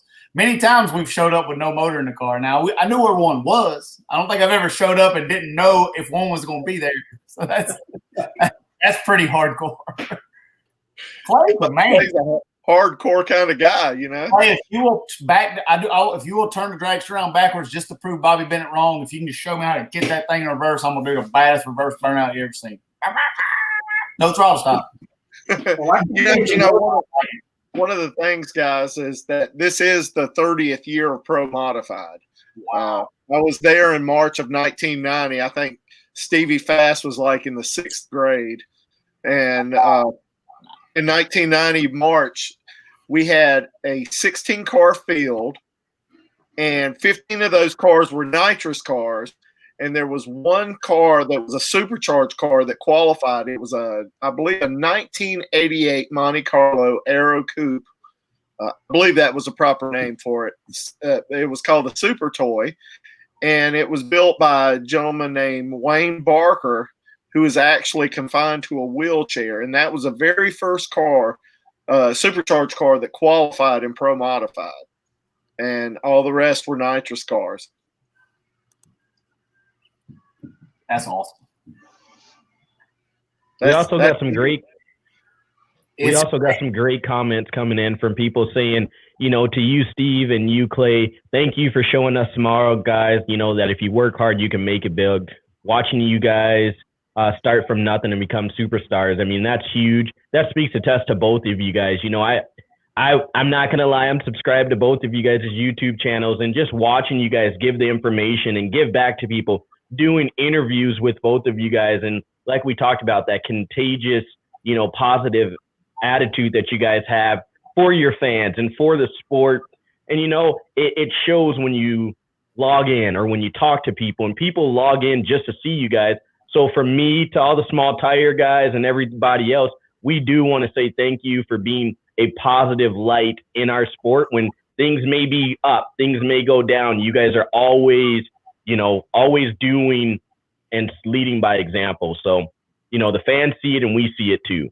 Man, I appreciate it. It's a huge honor to get to I don't want to say show off, but to get to try to prove the fruits of my labor and do it in a fashion that's entertaining to the fans. One of my favorite parts about my job is hanging out with the fans.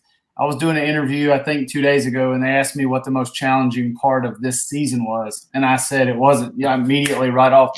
The hardest thing that I had to do this year was go to events with limited capacity and not get to see as many of my people. I got a thank you card in the mail today from a kid, and I'll read it to you. Thank you for letting me come in your trailer and get a picture with you in the winner's circle. Like, how do you replace that memory of being able to have that impact on a kid?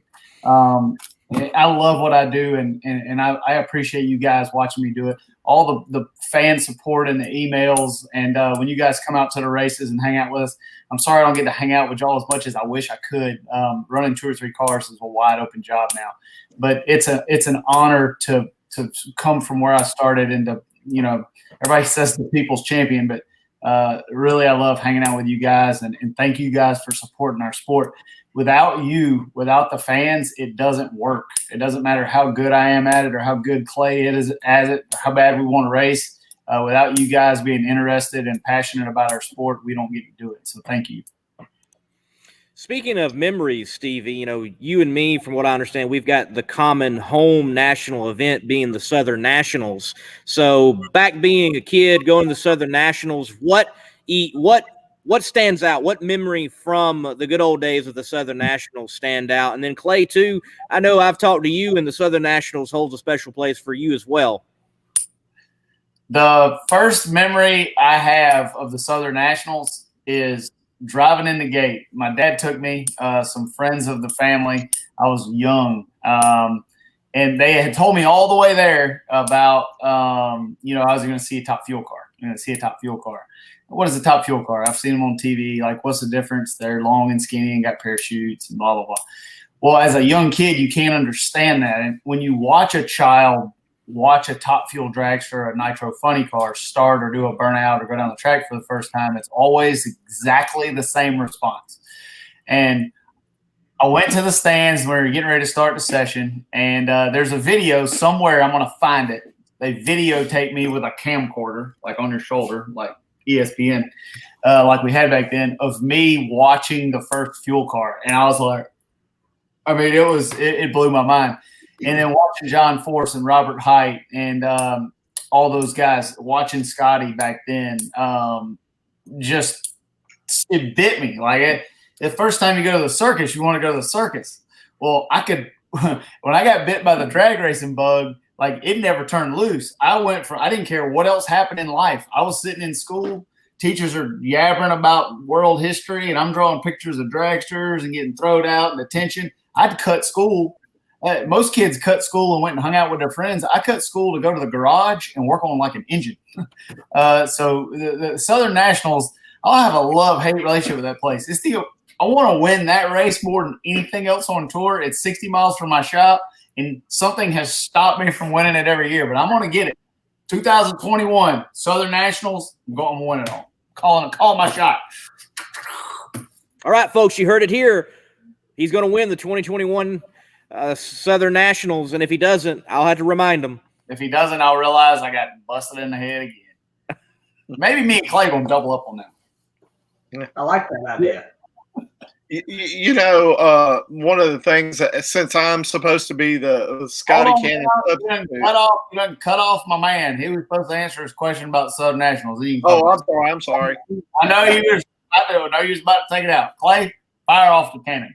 Well, I've been rattling on for 30 minutes before you got here, and I love hearing Stevie fast rattle, so I was going to let it go. So my first trip to the Southern Nationals was, I don't remember. It was like, 1932 or something because I'm so old. But I went there thinking that, I'm going to be the man. I entered in super gas. I had a 72 Dodge Duster with a 440 in it, a Toram, and two 660s. This thing would run 979, so I didn't need no throttle stop. Well, let me tell you, I was like so excited, same deal, just like Stevie, I had already seen fuel cars at this point because I was racing locally, racing much as I could, but I wanted to go to a national event. So me and Daddy, we strike off down there. We go to the Southern Nationals, and let me tell you what happened. And some of y'all watching may not know this guy, but first round, I run into this guy named Sherman Adcock Jr. I had no business racing supergas. Let's just put it that way. But that's my memory of the Southern Nationals because Sherman put a beating on me and then told me how to not suck so bad. And he's become a really good friend. And he's won a bazillion NHRA World Championships, and he's won $1 million bracket race. And that's what I think about. When I think of the Southern Nationals, I think of that. But I have a really crazy Top Fuel story that I got to think about how to describe this. So do y'all remember a year, and Atlanta is known for the sun being in your eyes a certain time of day. So I'm racing, I can't even remember the guy's name, but I'm racing this guy. I can't remember his name.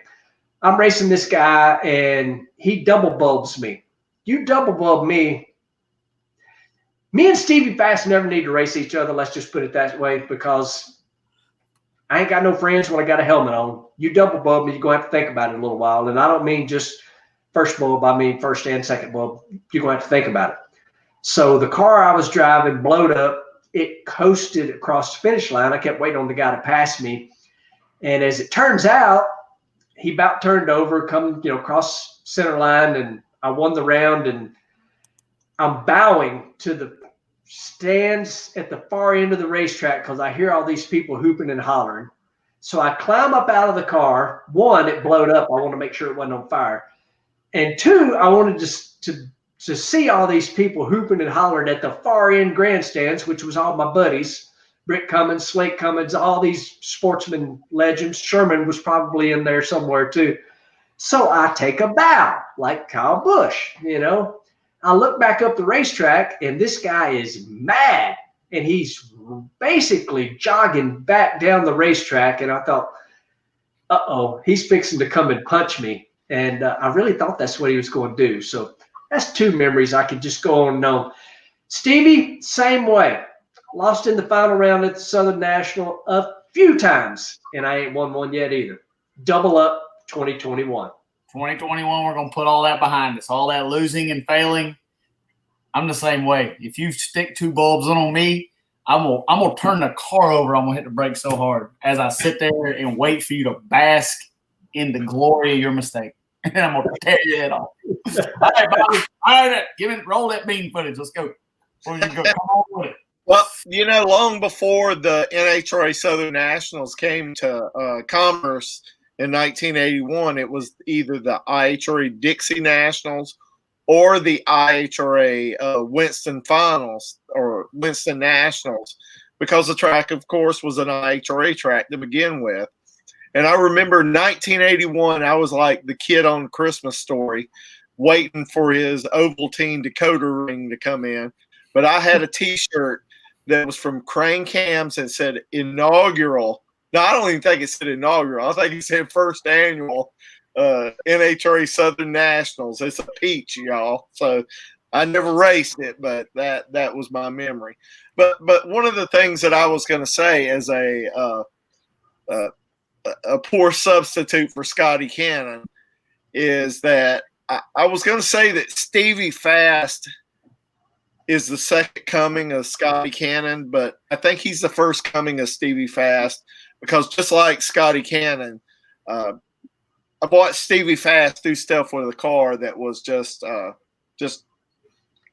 like Scotty, and it was incredible. And there's a part where I did an article on Stevie where I said he's like the Cole Trickle of Pro Modified, where they told me to get in the car and drive, and I drove. And you remember when Robert Duvall was talking to Tom Cruise, and he said, I've just seen you do things in that car that I just never seen before, that you just showed me how good I was. And I know it would pain Billy Stockland to say this, but I know sometimes he has to look at Stevie Fast and say, I've seen you do stuff in this car that just really makes me look good. So that was what I had to say. It's kind of bragging on Stevie, and it's the same thing that Scotty would say too if he were here, because he's awfully proud of it. He'd say, "I'm awfully proud of you, kid," even though he doesn't really look at you as a kid. But I think we were drinking moonshine when he told him that. And if Billy told me that, he would probably be drinking moonshine too. Because Bobby, my question with you saying all that is, if Stevie's gotten to that point, when did he hit the pace car? Oh, I've hit the pace car, son. I have hit everything there is to hit at a racetrack. I can tell you one thing: Stevie ain't been up at 3 a.m. revving his motor up and kicking the rods out the side before yet. And Not he hasn't the racetrack, but it has happened. I have been street racing at 3 o'clock in the morning. He hasn't chased anybody through the CarQuest hospitality tent trying to whoop his ass either. I haven't done that. Haven't done that yet. But I haven't been in the CarQuest hospitality tent. But I watched that happen. There's just some things you'll never forget in life. Watching Scotty turn NHRA upside down when I was a kid gave me a lot of motivation to do what I do. It's a big part, seeing that personality and that, like, I don't care if I fit your mold, I'm going to do it my way. A lot of that come from watching Scotty. I used to watch Scotty come to Carolina Dragway. We'd have a pro mod match racing when I was a kid, and just absolutely had never seen anybody who absolutely, to put it in layman's terms, didn't give a shit what you thought. Like, he was going to do it his way. And as big a mouth and as awesome as he was as a driver and a competitor, he always had a picture of his kids on the dash of his car. And it brings both sides of that. Fierce competitor who will stomp you on the ground and bury you in the desert, and somebody that loves his family and provides for them. And Scotty's the man. He'll always be the man. Yeah, one of the things that I'll never forget, we were at the 1998 IHRA Southern Nationals at Darlington Dragway, and Scotty Cannon always used to park right there beside the staging lanes, and Scotty had just torn his motor up something awful, and it didn't look like he was going to be able to make it up to run, and it was sort of like the deal in Cole Trickle where he says, when the green flag drops, you'll be at full speed. Well, he was supposed to run Jim Motti and Fred Hahn in the semifinals, and it didn't look like Scotty was going to make it. So they went ahead and gave Audie and Hahn the order to fire, and they did a burnout, and all of a sudden you see this Studebaker of Scotty Cannon's fire from the pits and drive all the way through the pits, through the staging lanes, and the next thing you know, he did a burnout and pulled up beside Fred Hahn, and I know they were looking over there saying, what in the hell? And then won the race. So if you're talking about some stuff that Scotty would do, that was the stuff that Scotty would do, and I wouldn't put it past Stevie Fast to do that either. I tell my guys all the time, if y'all tear a motor up and we can't get there, just tell everybody to get out of the way. I'll drive it straight. I don't even need to do a burnout. I'll go around it. That's the kind of stuff, man, that's the legendary stories of our sport, is stuff like that. And when it works out, I have done some incredibly stupid things in a race car. And I would say a majority of the stupid things have not worked out. While we're talking about stupid things, I'm in Darlington Dragway. That's why I brought this up. I'm running the orange car, the old orange Pro Charger car. Somebody mentioned it in a comment. Made me think about it. We're going up there. I got Phil Schuler over here backing me up. We had just got radios. I've got somebody pulling me up there. Chris Johnson is fanning the door. I'm getting ready to stage the car. The other guy's got 2 bulbs on. I got a bulb on, and somebody keeps slamming my door. This is in competition. Phil radios up and says the door latch broke and fell out. Shut the car off. I told everybody to get away. I reach over and grab the door, put the thing on the 2-step, which was not on the steering wheel, and went to the floor and let go. Well, at that moment, I realized that somehow I got to do 2 things. I got to steer the car. No problem. I got my leg. Got my leg on there, and I'm steering around. Grabbed a hold of the steering wheel. Well, then the other thought came to mind that at some point I got to pull the parachute, which means I'm going to be going faster. I go down through there at 190 miles an hour and have to let go of the steering wheel, throw the parachute, shut the car off, steer it with my knee. The wind's trying to rip the door off. The whole time I'm all over the racetrack, winning around, we end up winning the race. And I've come back to the pits, and Phil looks at me. He's like, you are the stupidest son of a bitch I've ever seen in my whole life. I cannot believe you just – he said, I know that it's – he was like my mama. I know that at some point you was not steering the car. And it took a long time for me to tell that story because I thought they were going to throw me out. I was like, don't tell anybody I wasn't steering the car. I have a lot of stories like that didn't work out good too. Like where I was like, I can do it. And then I'm on fire and I'm down.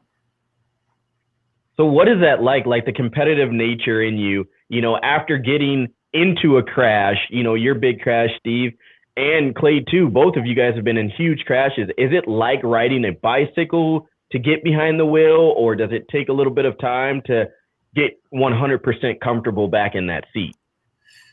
The arrogant nature of me will tell you, oh man, I got it. I just get back in there and go race. And really, I do. If I ever pile one up bad, as soon as I can physically get back in the car, I go race it. And you can race it. You can do pretty good at it. And if you have natural talent, you look like you know what you're doing. Mentally, we are trained to put that stuff out of your mind. It takes a while. The crash I had in Charlotte, I hit the wall at 250 miles an hour. It knocked me out. It took me about 6 months to where I thought I could drive the car good again. And I went up there and we won some races and did good. But I don't care what anybody tells you. My personal experience is when you get your bell rung like that, it is not fear. It is respect for the machine. It's not that you're scared of it. It's that you know what it can do to you. And part of that is getting older too. You realize that you really are strapped into a time bomb with 11,000 moving parts that were built by a bunch of dudes in their backyard. So like a lot of it's respect for the machine, but it takes a little bit to get that edge back, and then every time that happens, seems like it takes a little bit longer. Clay's been racing longer than I am, so I'm sure he can speak to it. He's had some bigger boomers than me, and I look forward to hear his opinion on it. But for me, it takes a while to get back in the groove to where you feel like you have your edge back. Well, I got to tell the truth. I've been very fortunate. I mean, I've got one really cool, I blew a car over, giant wheelie. I thought I could drive through it. I had been learning how to do wheelies on a four-wheeler, and I thought I could drive the Top Fuel car the same way. It turns out I could not. But the car was decorated with 01, and, it looked like the General Lee, and you're supposed to jump the General Lee. But it was the easiest crash ever. I mean, what Stevie does, the risk of getting on the wall is much, much greater. I mean, I got a 300-inch long wheelbase, and I don't even know what your car is, Stevie, but 115, 125, whatever it is. I've been really, really lucky that I have not had a serious bell ringing incident. I've hit the net, I blew one over, but I agree with you. The first thing I wanted to do was get back in the car and hop right back in it and get after it as quickly as possible.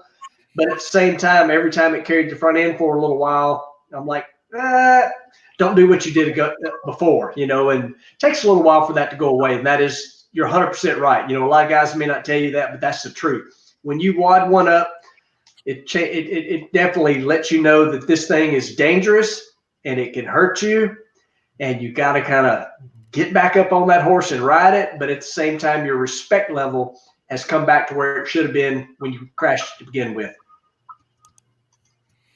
So, Bobby, since you're standing in for Scotty, through the analogs of your mind, what was a good one that Scotty folded up that you can remember? Oh, it'd have to be that Frank Pedregon deal when they were at Pomona, when they crashed into each other at the top end. I mean, that one was pretty incredible. I don't think that I ever saw Scotty crash a car. Not a pro mod. I mean, pro mods back in those days, a normal run, you could see both doors standing from the back. That's just the way pro mod was. And in fact, when he had that old Top Fuel wing Willis that Quayne Stott built for him that he ran in Top Sportsman, the old Cannonball car, he always used to be mindful of us photographers over there. He'd come say, guys, y'all watch out. I don't know which way this bitch is going to go when it leaves the starting line. So, I that's about the worst accident I ever saw Scotty have, was that Frank Pedregon collision at Pomona. And they both walked out without a scratch. The early days of Pro Mod were so exciting in character. What you talking about, seeing both doors. I was watching some old footage from the 90s Pro Mod footage the other day, and you're right. There was never a run where the car went down the track or something didn't happen or break or explode. And when you look at the track prep that we had then and what we were trying to do with it versus the track prep that we have now, that's a huge factor in that. I mean, they never drugged the racetrack or like put glue down or did anything like that. And you'd watch these guys come up. And I mean, fast pro mods then were in the low fours, and you'd watch these things come up. And I mean, they had to absolutely manhandle these cars. And you watch some people say our cars are out of shape now. We don't know what out of shape was compared to what those cars were then. Those things were death traps. It gives me a lot of respect for folks that drove those things. You know, I one thing I want to interject in quickly. Of the things that I watched a 55 Chevy Wagon Pro Mod do a 360 on the starting line at Darlington on a burnout and not even put a scratch on it. And of course, well, that was kind of like Mike Ashley's runs, you know, the 211 through the grass. And you know, his kid said it wasn't as bad. You had 6 wrecks. You just didn't hit anything. So those were the early days of Pro Modified, and it was such a great time and such a great moment. But with everything, as the class becomes more refined, such as the point that Stevie's at, that the class does become more refined, and I wouldn't say that it loses a bit of its appeal, but it just goes in a different direction. Sort of like sandlot baseball compared to professional baseball. Yeah, and I love the different body styles, different personalities that involved in Pro Modified. I am after NHRA as hard as I can go after them to give us a weight penalty for new style Camaros, because I think as all cars start to look the same, it loses some of that luster. Everybody loves old Dodges and old Chryslers and old Chevrolets and even old Ford maybe. So the diversity of Pro Modified is one thing that I'll always love about it. And the last thing we need is a bunch of cars that look all the same. So I'm on the Pro old gangster body style wagon. I want to throw auto shifters away. I want to throw all this junk that helps them drive them away easier. I want to make them hard to drive, a pain in the butt, and look cool again. So that's the 2021 slogan.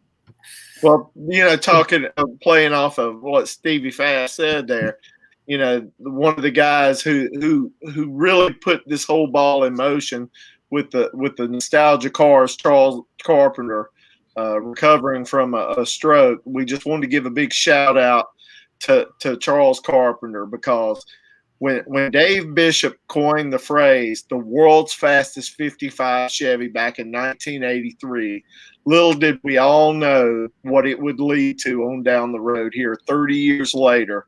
We're talking about Pro Modified and the class that it's become and the longevity that it's been around. I mean, most people don't even know or realize that it's been 30 years since this class evolved. Absolutely. It really sucks to say that this class is as old as I am. I mean, I'm just going to throw that out there. It sucks to say that, but it just shows the great things that came out of the 1990s. And what we're blessed with today.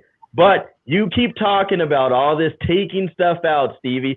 Does that attest to what you're doing over, you know, in the grudge racing scene? You want to take everything out. What is that? A lot of people ask the questions, you know, how does he go from NHRA racing to outlaw racing, or, you know, the 8th mile racing versus quarter mile racing? So touch on that. What is that all like for you, and just how do you prepare differently for each race? I'll always and have always been a grudge racer. I grew up match racing. I didn't have money to join an organized sanctioning body. Couldn't afford stuff that was legal. Couldn't afford stuff that had current safety tags and all the stuff we have to have now. So grudge racing is how I made a living for a long time. When I started big money grudge racing, it's not that the organized racing fed the grudge racing. It's the fact that the way that you prepare to go race somebody for $100,000 of your own money in a one-shot, one-kill grudge race, if you prepare the car like that all the time and take it to an NHRA event or to a Radio versus the World event, you'll be fine. So no matter where you're racing at, whether it's 8th mile, whether you're messing around on the street or running NHRA, what level it is, if you prepare the car and prepare your people at the shop, when you get to the racetrack, the work's done. 90% of everything's done at the shop. You'll hear me say that 1,000 times because I believe it. Like, we are right now wide open preparing for 2021. We're servicing engines. We're sleeving blocks. Nobody's even a lot of race teams aren't thinking about what they're going to do in March, and I'm setting up ratios and transmissions for what I think it's going to be like in Gainesville. So the 7 P's of success: proper prior preparation prevents piss poor performance. If you run your team, your business, and your life like that, it'll help you. When you hear about me taking stuff out, I want to give the driver a bigger role in these cars. We don't want slot machines. I want that driver to come beat me. I don't want all the gizmos to come beat me. So I think things that we can do that are not terribly expensive, that can make the cars harder to drive and showcase who actually has talent and who doesn't. Let the drivers decide the outcome of races. I'm a huge pro stock fan. I like watching pro stock racing. Why do I like watching pro stock racing? Because the driver's in there letting go of a clutch pedal and they are shifting gears. And if that driver misses a gear change, they lose. Like, it's that simple. And I want to try to get some of Pro Mod back to where we're doing some more in the car to manipulate the outcome of the race. All right, guys.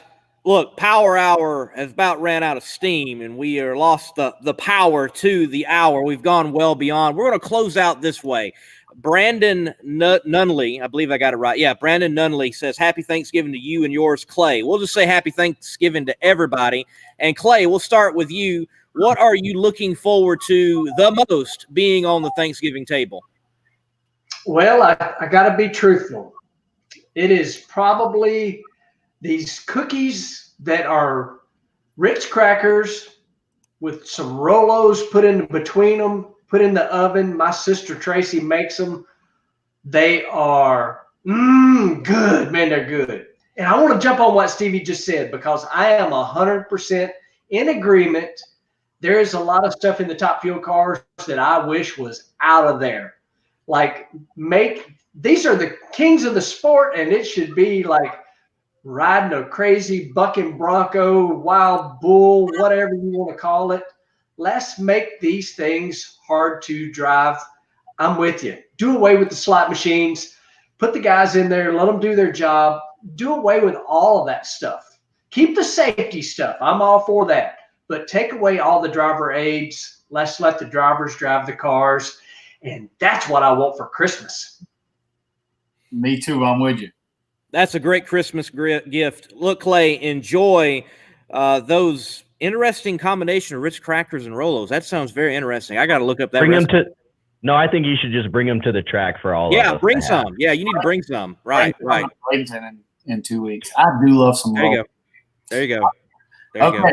So if you're gonna ask me, my answer, because I know she's watching, is anything my mama cooks and puts on the table. Anything. As a race car driver, and Clay will tell you this, at some point, we've all had a crew chief look at us and say, hey, buddy, you need to lose 5 pounds. I just added some new head and the motor's heavier. I can't take more weight out of the car. I got to take weight out of you. So I'm always working out. Stevie. I've never had a crew chief tell me that. That's because you weigh 110 pounds. Fact. So I always am running around like a hamster and working out. I have a standing rule in my life that when my mama cooks something, I'm going to eat it, and I'm going to eat all I can get of it. So anything my mama cooks for Thanksgiving, I'm looking forward to. That's a good answer. It's a safe answer, but it's a good answer. And does not cook like a dish and bring it to Thanksgiving. She will have the back of her car, both back seats and the trunk full of groceries when she gets there. So. Yep. Bobby, what are you looking forward to, man? My famous stewed potatoes. I cook them in chicken broth for hours and hours, and it just kind of melts in your mouth. We're going to attempt to try to make we're going to try to attempt to make my mother-in-law's cornbread dressing. That was a real staple of the meal, but unfortunately we lost her about a month and a half ago. And we're all going to try our best to. You can never replace them, but we're going to try to come close to it. There you go, man. There you go. Well, look, I hope each and every one of you, Clay, Stevie, Bobby, I hope y'all have a great Thanksgiving. Me and Sam, we need to shut this thing down, so we're going to kick y'all out. Thank y'all. Appreciate you having me. Had a blast. Thank all you fans for staying up late and watching us. And we'll see you guys at racetrack soon. See you guys. Thank you very much. Thanks, guys. Boom! And they're out, man. I thought they were going to turn the lights off on us here at the racetrack tonight. They've got so much stuff going on. We couldn't control them. Hey, they're definitely out of concessions. We're not getting no Thanksgiving meal at the track at this late of an hour. I know that. No, Safety Safari was on the radio. Everything was shut down. I didn't know what was going on. Right. But it's always a good show.